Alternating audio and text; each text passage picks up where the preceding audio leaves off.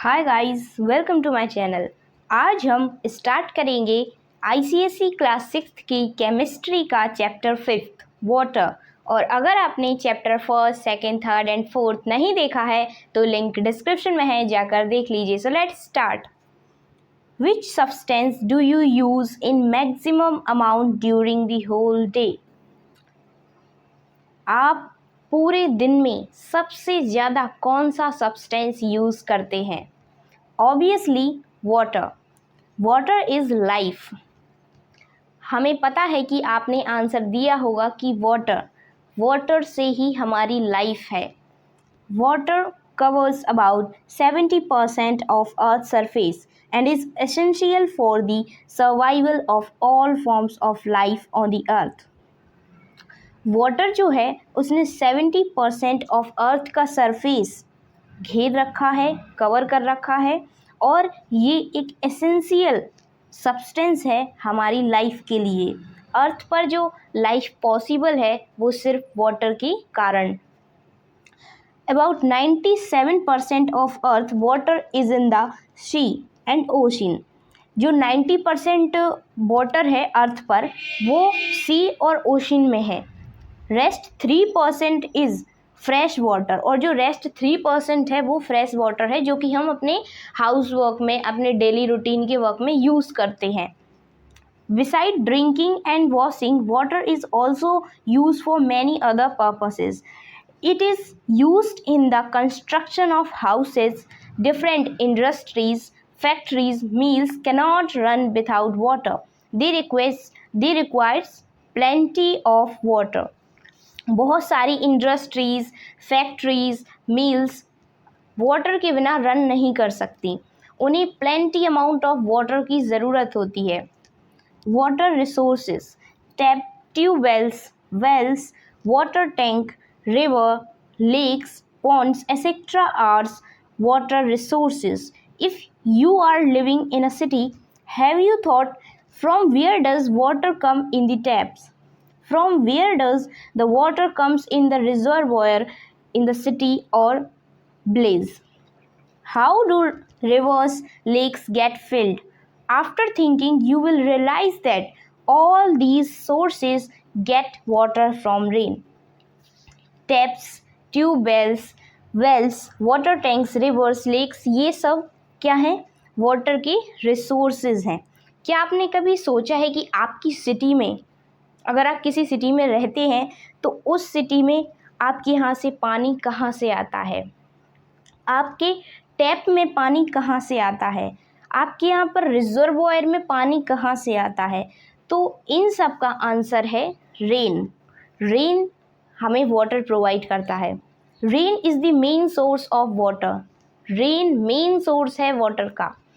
Important sources of water can be classified into various groups: water, surface water, rain water, etc.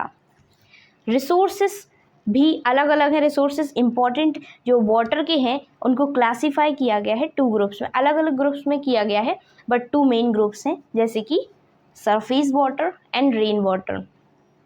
More to know, materials that we use get from environment to meet our needs are called resources. Some of these resources are basic materials that living organisms need to keep alive. Water is one such natural resource. Material जो कि हमें environment देता है और हमें उसकी ज़रूरत होती है, उनको हम रिसोर्सेज कहते हैं। कुछ रिसोर्सेज जो होते हैं वो लिविंग ऑर्गेनिज्म की बहुत इम्पॉर्टेंट नीड होते हैं, उसके बिना वो जिंदा नहीं रह सकते, उसके बिना लाइफ पॉसिबल नहीं है। उनमें से एक वाटर भी है। Chemical formula of water is H2O. Water is essential for the sustenance of life. It is an important medium for all life processes and act as an universal solvent. Whenever the water cycle in nature is disrupted, the ecological balance in nature is disturbed. Water जो है essential substance है हमारी life के लिए। हमारी life जो possible है वो सिर्फ वाटर की वजह से। ये एक इम्पॉर्टेंट मीडियम है जिससे कि हम सारी लाइफ की प्रोसेसेस करते हैं, और ये यूनिवर्सल सॉल्वेंट भी है, इसको हम यूनिवर्सल सॉल्वेंट भी कहते हैं। जब भी अगर वाटर साइकिल जो नेचर में चल रही है, अगर वो डिसरप्ट हो जाए, अगर वो डैमेज हो जाए, तो जो इकोलॉजिकल बैलेंस है हमारे नेचर में वो भी डिस्टर्ब्ड हो जाएगा। Rain is the source of water. Rain is the ultimate source of fresh water with the ground area houses buildings have been cemented, particularly in cities towns. Rainwater which run off from terraces and roof was drained into the low lying areas and not percolating into the soil. Thus, rainwater is wasted if it is drained into sea eventually. Rain water ultimate source है एक fresh water का। Rain जो होती है उससे हमें fresh water मिलता है। ग्राउंड एरिया में जब पानी गिरता है तो हाउसेस पे गिरता है, बिल्डिंग्स में गिरता है, उनकी टेरेसेस में पानी इकट्ठा होता है और वो किसी लो ग्राउंड जो होते हैं वहाँ पर चले जाते हैं, जहाँ पर थोड़ा सरफेस जो रहता है वो अर्थ का वो नीचे रहता है, तो वहाँ पे जाके वाटर जो है वो इकट्ठा हो जाता है और कभी कभी सॉइल में नहीं जा पाता और डायरेक्टली कहाँ पर चला जाता है, सी में चला जाता है। तो ये रेन वाटर का वेस्टेज है, रेन वाटर वेस्ट हो जाता है। Surface water. Surface water is found in river, lakes and or other surfaces. Impoundment surface water is naturally replenished by precipitation and naturally lost through discharge by evaporation and some surface seepage into the ground. Surface water जो होता है वो river के पास, lakes के पास और other surface से surface water मिल जाता है। सरफेस वाटर नेचुरली रिप्लेनिश हो जाता है प्रेसिपिटेशन के द्वारा और नेचुरली लॉस्ट हो जाता है किसके द्वारा, एवेपोरेशन के द्वारा। मीन्स आता रहता है जाता रहता है, वो अपना बैलेंस बना लेता है, सरफेस वाटर अपना बैलेंस बना लेता है। Rain water. Rainwater is the purest form of naturally occurring water. Raindrops in a cloud are pure water. Rainwater जो है वो purest form water है, उससे प्योर वाटर कोई भी नहीं है। वो सबसे प्योर वाटर होता है जो कि हमें नेचर से मिलता है, और जो रेन ड्रॉप्स होती हैं क्लाउड्स में वो प्योर वाटर होती हैं। However, as the rain water falls from clouds, it dissolves gases like carbon dioxide, sulfur dioxide, nitrogen, oxygen from the air. The rainwater also brings with it the smoke, dust particles present in the atmosphere.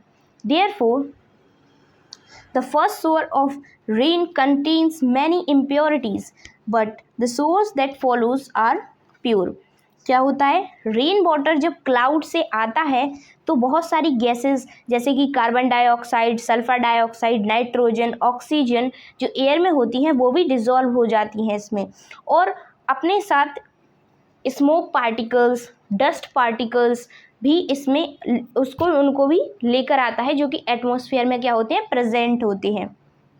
तो जो first shower होता है, means जो जब पहली वर्षा होती है तो उसमें बहुत सारी इम्प्योरिटीज़ होती हैं, बट उसके बाद जो जितनी भी बारिश होती है वो प्योर होता है, वो प्योर वाटर होता है।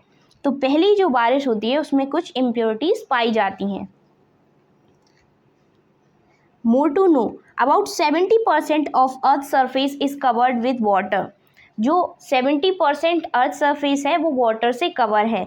About 70% of the weight of human body is water, और जो ह्यूमन बॉडी का वेट है वो 70% वेट किसका है, वाटर का। Milk contains about 80% of water by weight, milk में 80% ऑफ वाटर होता है। Green vegetables contain about 80 to 90% of water. Dry cereals contain about 4% of their weights as water. Eggs contain 73% of water. Wheat contain 47% of water. Meat contain 75% of water. हमने देखा कि ज़्यादातर सभी substances में, चाहे वो फूड मटेरियल्स हो, हमारे इम्पोर्टेंट कोई भी सब्सटेंस हो, उसमें वाटर प्रेजेंट होता है। वाटर एसेंशियल सब्सटेंस है हमारी लाइफ के लिए। Underground water.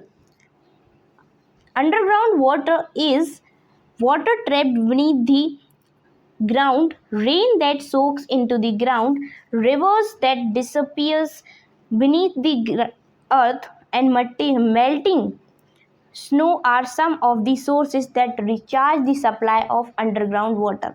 जो वाटर अर्थ के नीचे पाया जाता है उसको हम अंडरग्राउंड वाटर कहते हैं। तो इसको कहाँ कहाँ से जो है वाटर मिलता है?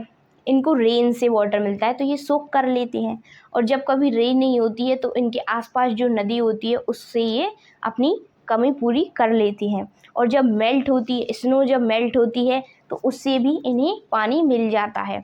तो इस द्वारा ये अपनी जो बैलेंस है वो बनाए रखते हैं। अंडरग्राउंड वाटर में ऐसे प्रेजेंट होता है water. River water. A part of rainwater runs along the part of ground. This water goes into the drains and then to ponds, stream, river, lakes. Snow on the mountains melts and forms water which also flow into river. एक जो part है rain water का वो flow करता है अर्थ के surface पर, means ground जो सरफेस है, सरफेस ग्राउंड पर है उस पर फ्लो करता है।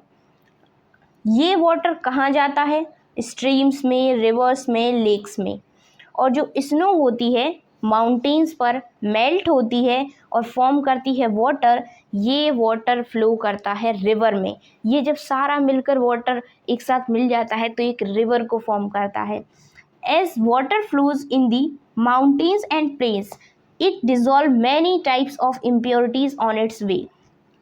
जो वाटर माउंटेन्स और प्लेन से आता है उसमें बहुत सारी इम्प्योरिटीज़ होती हैं। Therefore water river water contains a large amount of dissolved and suspended impurities. If it is to be used for drinking purpose, it has to be filtered and purified before use.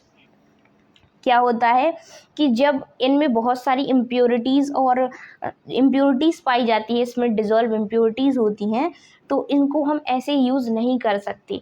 इनको use करने से पहले हमें इसको filter करना पड़ेगा और purify करना पड़ेगा, तब ये ड्रिंकिंग के लिए एबल होगा, तब ये ड्रिंकिंग के लायक बनेगा। Lake water.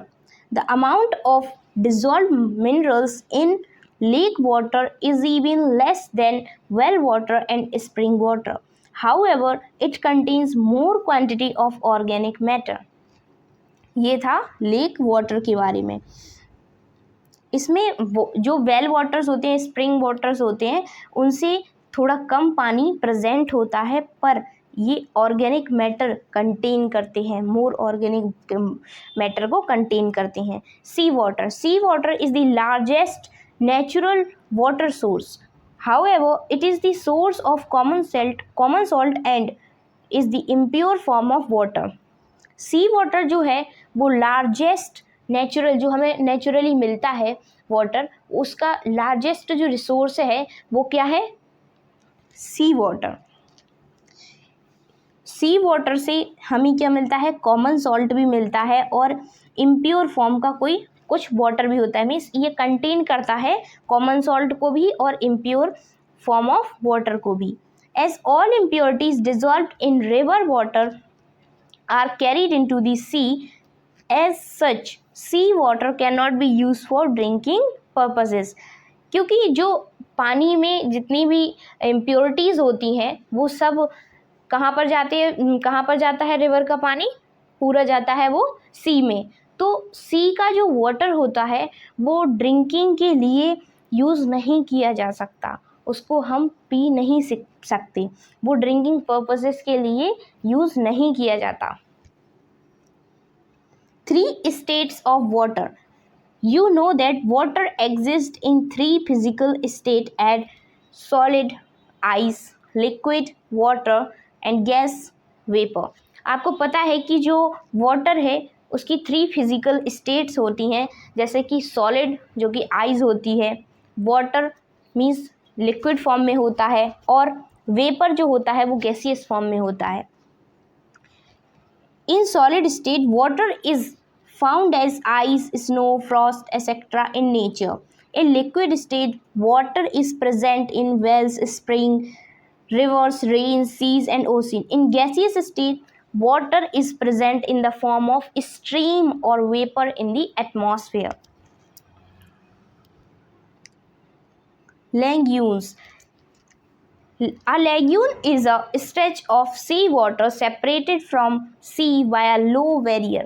एक लैगून क्या होता है? एक स्ट्रेच होता है जहाँ पे सी वाटर सेपरेट हो जाता है एक लो बैरियर से, मीन्स वो अलग हो जाता है सी से, तो उसको हम लैगून कहते हैं. Kerala is famous for its लैगून्स, the beautiful palm-fringed network of canals linking towns along the Arabic Sea on land. These waterways are used by boats ferrying cargoes of species. इनको जो कार्गोस जाते हैं स्पीसीज के लिए उनमें use किया जाता है. More to know, 1 kg of sea water contains about 28 grams of common salt. It is known as crude salt. It is obtained by evaporating sea water in small and shallow lagoons. जिस सी water में 1 kg 1 kg जो है क्या होता है? सी water होता है और उसमें 28 ग्राम ऑफ कॉमन सॉल्ट पाया जाता है, उसको हम क्रूड सॉल्ट कहते हैं. The Arctic ocean, Antarctic and top of high mountains are full of snow. Oceans, seas, lakes, rivers have water in liquid form. In the atmosphere, water is found in the form of vapor. In our houses, we use three forms of water. Refrigerator changes water into ice. मतलब कि solid state में change हो गया, refrigerator ने water को solid state में change कर दिया. We use liquid water every day. Liquid water का हम हमेशा यूज़ करते हैं. We observe steam when water is boiled. जब कभी वाटर बॉइल होता है तो हमें दिखता है कि स्ट्रीम निकल रही है, तो वो वेपर फॉर्म में हुआ water. Interchangeability of three states of water. By varying the temperature, water can be changed from one state to another, solid state to liquid state and into gaseous state. Water को change किया जा सकता है solid state से liquid state में और liquid state से gaseous state में. For example, when ice solid state is heated, it melts and change into water liquid state. जब हम आइस को मेल्ट करते हैं तो वो वाटर में चेंज हो जाता है, means solid state liquid state में चेंज हो जाता है. और जब हम वाटर को फ्रीज करते हैं तो क्या होता है? आइस में चेंज हो जाता है. Now when water liquid state is further heated, it boils and change into stream gaseous state और वाइस वर्सा. जब हम वाटर को मीन्स लिक्विड स्टेट को फर्दर हीट करते हैं तो ये बॉयल हो जाता है और चेंज हो जाता है स्ट्रीम में, मीन्स गैसियस स्टेट में. और हम गैसियस स्टेट को थोड़ा कम मतलब फ्रीज करके क्या कर सकते हैं? उसको चेंज कर सकते हैं लिक्विड स्टेट में. उसका वेपराइजेशन करके हम उसको चेंज कर सकते हैं वेपर में. लिक्विड को वेपराइज करके हम उसको चेंज कर सकते हैं वेपर में और उसको कंडेंस करके चेंज कर सकते हैं लिक्विड में. Ice plus heat is equals to water. Ice है उसमें हीट हमने प्लस की, हीट मीन्स उसको हाई टेम्परेचर दिया तो वो वाटर में चेंज हो गया. वाटर प्लस हीट और वाटर को और हीट दी तो क्या चेंज किस में चेंज हो गया? वो वाटर वेपर में. अब वाटर वेपर से हीट हटा ली तो वो लिक्विड वाटर में चेंज हो गया और लिक्विड वाटर से हीट हटा ली तो वो क्या होगा? आइस में, मीन्स हीट हटा दी मीन उसको, उसका जो टेम्परेचर है वो लो कर दिया, उसको फ्रीजिंग पॉइंट पे डाल दिया, तो वो फ्रीज करके आइस बना लेगा। Why room coolers are used during summers? In a room cooler, a pump circulates water which drips on mats kept three sides of the cooler. क्या होता है बच्चों कि हमने देखा होगा कि गर्मियों में कूलर्स का यूज़ करते हैं हम लोग, रूम कूलर्स का यूज़ करते हैं। इनका यूज़ गर्मियों में क्यों किया जाता है?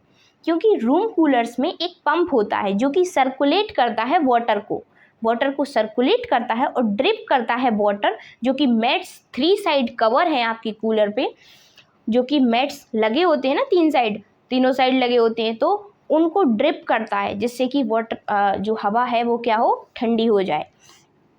The fan sucks in the warm air from the outside and blow it towards the room. जो फैन होता है वो सक करता है वार्म एयर को और आपके रूम के साइड टुवर्ड्स फेंकता है, मीन्स ब्लो करता है।